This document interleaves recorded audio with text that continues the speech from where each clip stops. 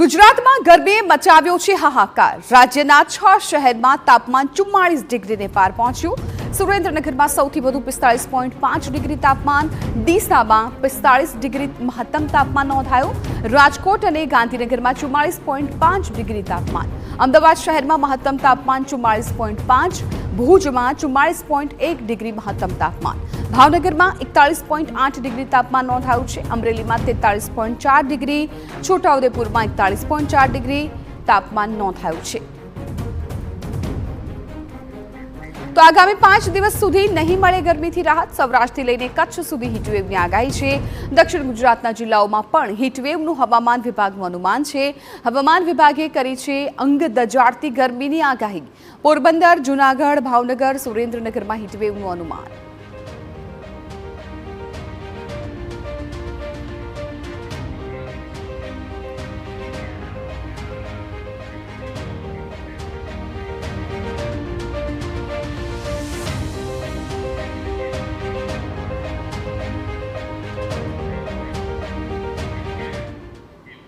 હવે વોલ ગ્રાફિક્સના માધ્યમથી આપને સમજાવવું છે કે તમારા શહેરનું તાપમાન કયું છે। અલગ અલગ જિલ્લાઓનું તાપમાન છે અત્યારે સ્ક્રીન પર અમે આપને બતાવી રહ્યા છીએ ટકાવારી સાથે। આપ જુઓ કે અમદાવાદમાં 45 સેલ્સિયસ તાપમાન છે અને હજુ પણ આગામી દિવસોમાં પણ આટલી જ ગરમી પડવાની હવામાન વિભાગે આગાહી વ્યક્ત કરી છે। હવે વાત સુરેન્દ્રનગર કરીએ, ત્યાં પણ એક ગરમીનો પારો હાઈ છે। 45 સેલ્સિયસ તાપમાન સુરેન્દ્રનગરમાં છે અને સૌથી ગરમ શહેર પણ સુરેન્દ્રનગર બન્યું છે। ગાંધીનગરની વાત કરીએ તો ગાંધીનગરમાં પણ એક જ સરખું તાપમાન આપ જુઓ, અમદાવાદ, રાજકોટ અને અમદાવાદ, સુરેન્દ્રનગર અને ગાંધીનગરમાં 45 સેલ્સિયસ તાપમાન નોંધાયું છે। અને આ સાથે અન્ય જો જિલ્લાની વાત કરવામાં આવે તો એની જાણકારી પણ આપણે આપી દઈએ।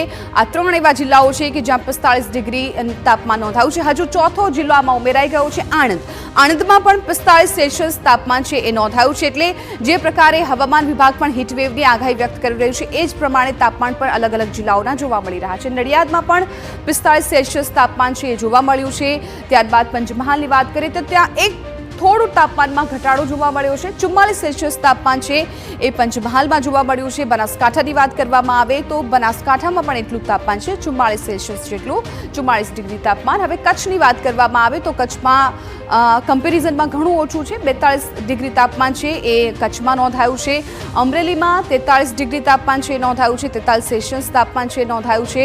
ત્યારબાદ રાજકોટની વાત કરીએ તો રાજકોટમાં પણ અમરેલી જેટલું તાપમાન છે, 43 સેલ્સિયસ તાપમાન છે, 43 ડિગ્રી તાપમાન છે રાજકોટમાં નોંધાયું છે।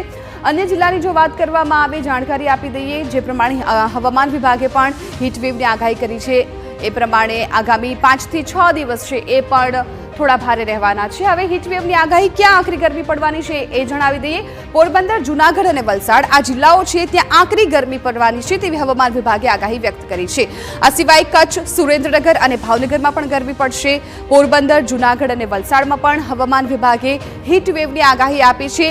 આગામી દિવસોમાં આ જિલ્લાઓમાં હીટવેવની શક્યતાઓ છે એ હવામાન વિભાગ તરફથી જોવામાં આવી રહી છે। સ્ક્રીન પર આ જિલ્લા પણ આપણે જોયા। તો આગામી જે 6 દિવસ છે એ 6 દિવસ દરમિયાન ગરમીનો પારો હાઈ રહેવાનો છે અને હજુ પણ ગરમીમાંથી રાહત લોકોને નહીં મળે। તો આ વડોદરાની વાત કરવામાં આવે તો હીટવેવની અસરથી લોકો બીમાર પડ્યા છે। ગરમીનો પારો 43 ડિગ્રીને પાર થતા વધી છે હાલાકી। વડોદરા શહેરમાં 500થી વધુ લોકોની હીટવેવની અસર થઈ છે। ગભરામણ, બીપી, ચક્કર, ઉલટી, ડિહાઇડ્રેશનના દર્દીમાં વધારો થયો છે।